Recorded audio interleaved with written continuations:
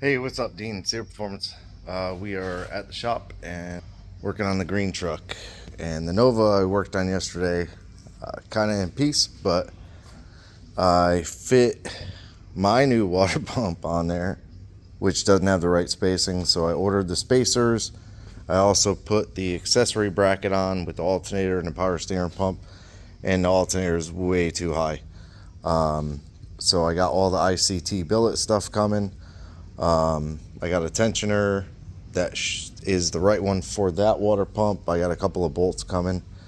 But as far as everything else, so far on this, I did the new battery terminals, kind of the ones that I always do. So I got those on there. Then I jumped over here and just started pulling the mess of wires that were cut in the main harness that was looped up onto the intake. And out of all of those wires, all of this is what's left, is this pink and blue, which run toward the driver's side. Then there's these two grounds. They're here somewhere. This one, these two grounds here, the back of the alternator, the AC compressor, and just that pink and blue. So that's all that's left out of that entire harness. I also put a terminal end on this feed, this battery feed, up to this distribution block. So I got that, and I just got some temporary bolts with nuts to tighten them up, and found out the work light under the hood actually works. So I'm able to crank it over. It still is on the clutch safety switch, so I have to take that off, put it on the new shifter that came. We went with a B&M 80902 ProGate, 4-speed.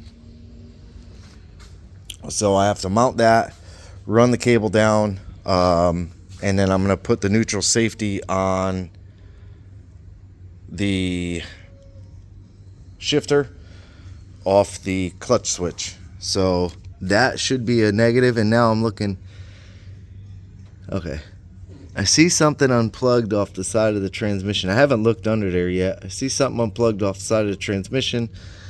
Transmission doesn't have a lever on it, so that's okay. But even if you look at the headers, you can see the transmission lever is somewhere. Where is it?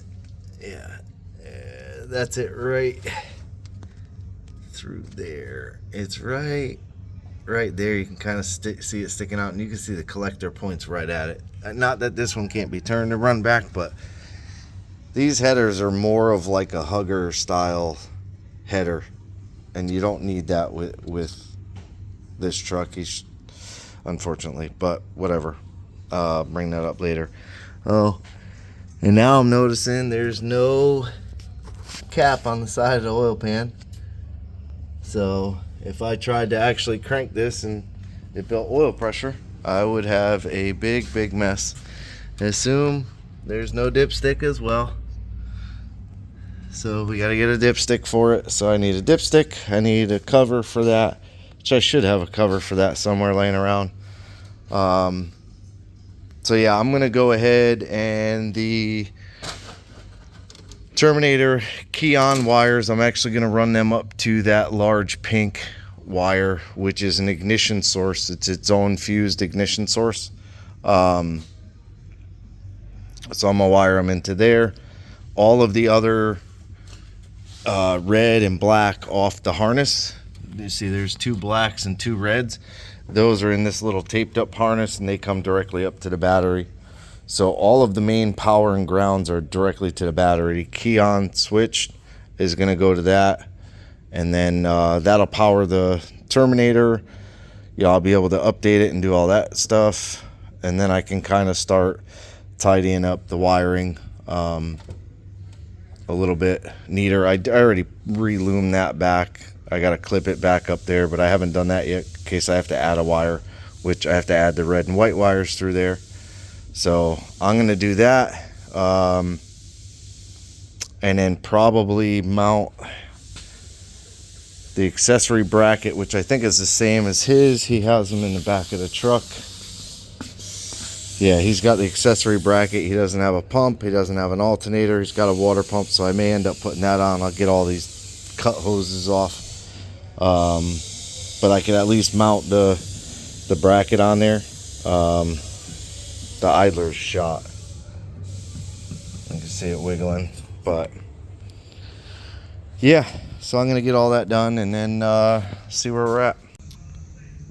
Okay, so out in the engine bay, I didn't do too much but what I did do was cap the oil pan piece on the side. I did find one with a new gasket, and then started on the shifter and got that all done. So it's all hooked up to the transmission,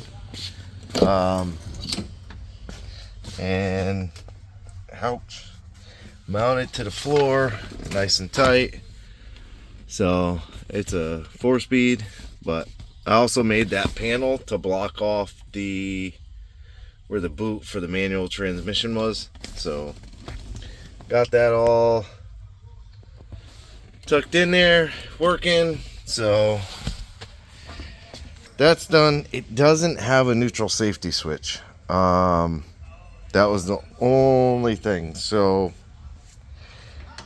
I mean, I could just tie the wires together, but I would hate the fact that it would start in, gear.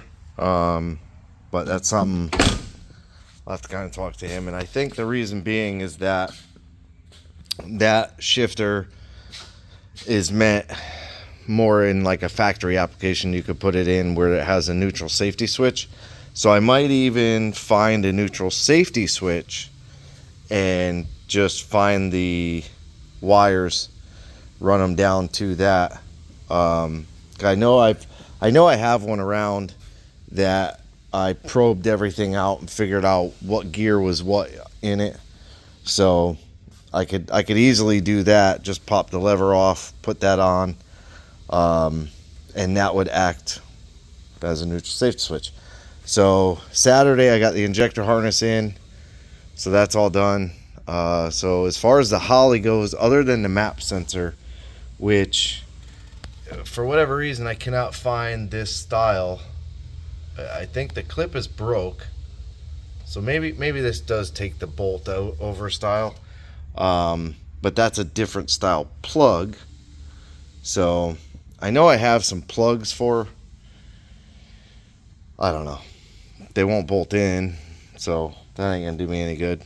But I might just figure it out. I don't know. I'll figure it out. Maybe I could put an O-ring on the factory style other one. I'll figure it out. But yeah, so for now, I think I'm pretty far along with this one. I got to do the pink wire to the Holley switched trigger wires, but can't really turn the motor over without knowing if it's got oil in it or not. I assume it doesn't have any in it. So I don't want to turn it over a whole bunch. But yeah, I mean, hopefully some parts show up for the Nova. I know the shift linkage is there, so I'll be able to do that.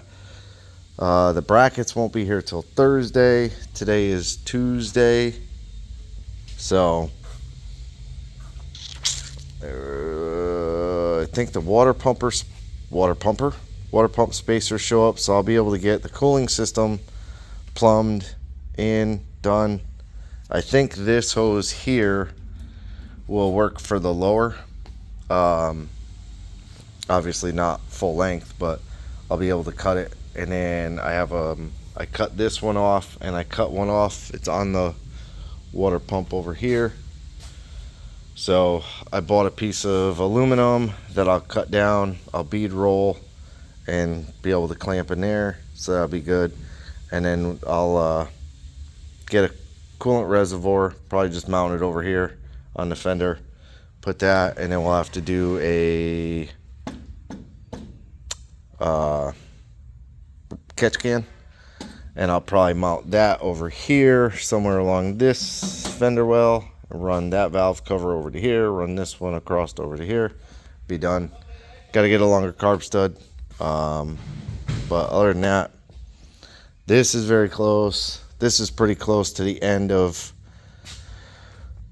what we've agreed on so far, is basically kind of sort of making it run and drive. But being that he doesn't have an alternator or a power steering pump, kind of limits me on what I can do for him.